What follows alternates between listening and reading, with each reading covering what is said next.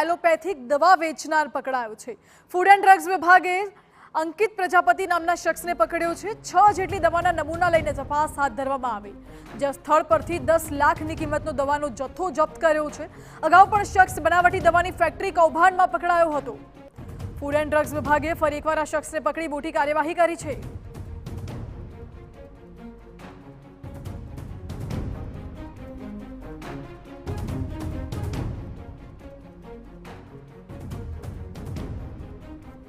GIDC छत्राल खाते आवेली एक होलसेल एजेंसी नामे युवान बायोटेक के जेने मालिक अंकित प्रजापति है तेओ द्वारा मान्य परवाना वगर कोईपण जातना खरीदी वगर गैरकायदेसर रीते अप्रमाणसर दवाओं संग्रह कर वेचाण करता होવાનું ध्यान आवेલું હતું।